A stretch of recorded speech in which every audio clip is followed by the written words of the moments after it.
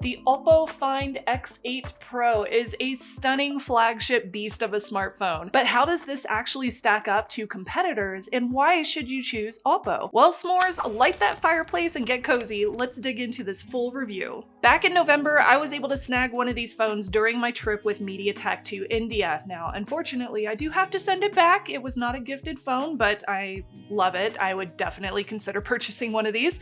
I have taken it with me since then to Disney World as well as Virginia when I visited my family for Thanksgiving to find out how well it works in real world experiences. Now, the phone retails for about $725 USD or 52.99 Chinese yuan, and it comes in two beautiful colors. There's space black or pearl white. Now, the pearl white is really unique. Each and every single phone has a one-of-a-kind pattern on the back, so no two phones are going to look exactly the same. It does come in 256, 512, or 1 whole terabyte of storage at 12 or 16 gigs of RAM. So yeah, this thing is definitely a premium device. Today I am reviewing the 512 gig storage option with 16 gigs of RAM. Now, the Find X8 Pro is more affordable than the S24 Ultra or the iPhone 16 Pro Max, and in the box you get the phone, a USB-C cable, a protective case. Here's the case for it. It's just a simple silicone case. You also get a SIM ejector tool, and you get a super fast 80-watt Super VOOC charger. Now, in my case, this is the India release, and so is the charger. But since I also have OnePlus phones, OnePlus is the sister company of Oppo, I was able to use a Super VOOC charger from OnePlus, and that one works exactly the same. So I was pretty happy with that. Now, if you're finding this video helpful, a subscribe would mean so much to me and my little humble YouTube channel. Subscribing is a very simple way of showing me which videos you find helpful and valuable, and it tells me which direction I should take my channel in. Also, a huge shout out to Kevin M for supporting this video. You can join them and support my channel by going over to patreon.com/ShannonMorse for perks like early access to videos and my private Discord. And as usual, all the videos on my channel are free to watch, and I thank my YouTube members and my Patreon s'mores for making that possible. Thank you so much. So for starters, at 8.24 millimeters thick and 215 grams, which is about 7.58 ounces, it does feel really solid, but it's not overly hefty for this size. The Oppo's slightly curved display is both stylish and comfortable to hold, and it's not super curved, which I love. It's very, very nice and easy to use, especially at the edges. So I have no issues using it whatsoever. I actually really, really like it. The aluminum rails paired with Corning Gorilla Glass 7i on both the front and the back do keep it really durable. Bonus points as well for the IP68 and IP69 rating, so it will survive spills and even high pressure water jets. This is the first time I've reviewed a phone with that dual rating, which I think is very cool. I've seen this alert slider a lot of times on Oppo's sister company phones from OnePlus, which I have reviewed before. It's not a new item, but worth a mention. It will switch between silent, vibrate, or ring, but an Android phone with a quick button is unique. So this is similar to the iPhone 16, which I have recently reviewed. A double tap can open your camera and take a photo, or you can just disable the thing altogether if you find yourself accidentally hitting it. You can also change the touch sensitivity and the zoom with the button as well. You can switch to your desired mode, you can click to take a photo or a video, or you can do even a burst of photos by holding down. This is a 6.78-inch AMOLED display, and it's an absolute stunner. It's super bright, like 4,500 nits peak brightness, which is absolutely bonkers. It literally outshines most competitors. They also have the adaptive 1 to 120 Hz refresh rate, which makes scrolling buttery smooth. The resolution is 1264 by 2780 pixels. That's 450 pixels per inch, and it supports Ultra HDR and Dolby Vision. So it's vibrant, it's bright, it's really beautiful. The ridiculously extra camera housing, that really big housing on the back, it actually has 450 megapixel lenses. Those include a main wide angle, 2 periscope telephoto lenses. One is 3x zoom and the other is 6x zoom. And there's also an ultra wide. It is excellent altogether.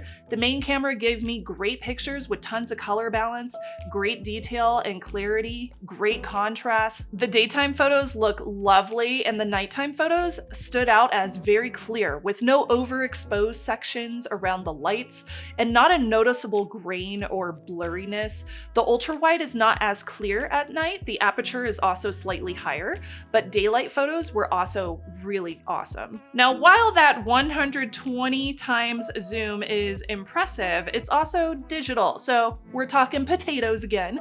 The optical 6x zoom is very premium and the photos look excellent. 4K 60 max video shooting is also available and it has great stabilization and the audio sounds really good too. Hi! The 32 megapixel front-facing selfie camera also does a great job of capturing photos. Portrait mode is really good. I'm generally not a fan of portrait mode. Y'all know this if you've seen my previous smartphone videos. The reason is because of the softer and more gradual change from sharp to blurry, which in my opinion looks much better. I think it looks better than a sharp cut between the subject and the background, which can sometimes miss the mark and keep parts of the background in focus when they should not be. There is also a built-in selfie screen illumination. Not a new perk, but I really enjoyed using it. If you're shooting in low light, this can be very helpful as well. Try not to trip. Under the hood, the Fine X8 Pro packs MediaTek's Dimensity 9400 chip with 16 gigs of RAM and 512 gigs of UFS 4.0 storage. It's very, very fast. So multitasking, gaming, editing your videos, it handles everything without breaking a sweat. In benchmarks, it's neck and neck with the latest from Qualcomm and Apple, so color me very impressed. Here are my own benchmarking tests using 3D Mark Wildlife Extreme to give you some examples. Now when gaming, I am playing some Genshin Impact. It's my go-to game for all of my testing. I was able to set this phone to high resolution. There was no lag. The graphics look really stunning. And in terms of heat dissipation, there was no noticeable heat from the phone while making it work. It's very impressive. Like I'm holding this thing with both hands and I did not notice any noticeable heat coming from the back of it. It barely even got warm. It was pretty awesome. Now the battery life in this thing is stellar thanks to the 5910 mAh silicon carbon cell.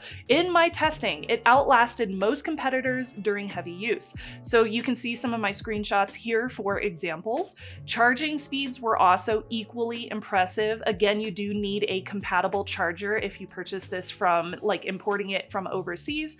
You will need to use a compatible charger. It does come with one in the box, but it might not match the wall adapters you have in your house. So keep that in mind. 80-watt wired charging gets you from 0 to 100 in 48 minutes or so. 50-watt wireless charging is also super quick in my opinion. The reverse wireless charging was also included in this. However, I did not find myself using it very often, but it was nice to test. Running on Android 15 with Color OS 15, the user interface is super clean and it is full of features. Now, Oppo includes some fun AI tools for photo editing. I'll go over some of those in just a bit. There's also translation features and also file sharing with iPhones via a new app. That's pretty cool. Software updates lag behind Samsung and Google. They have 5 years of updates in here, 6 years for security updates. That is still decent for most users if you do plan on keeping this phone for like 5 years, and is far better than what we saw just a couple of years ago. Now, Oppo AI, as I mentioned, brings some new tools, several of which are included under their umbrella of AI photo remaster features. So that's including a Clarify enhancer tool to add sharpness to a photo that was taken with the zoom for something that you saw in the distance. There's a reflection remover, which can remove reflections on photos shot through glass. Unblur is self-explanatory. That one's pretty obvious. It's gonna remove some of that blur. An AI eraser tool is kind of like magic eraser. Then you have Reimage in AI Studio. This is also available to turn your photos into things like anime characters or Disney-like characters.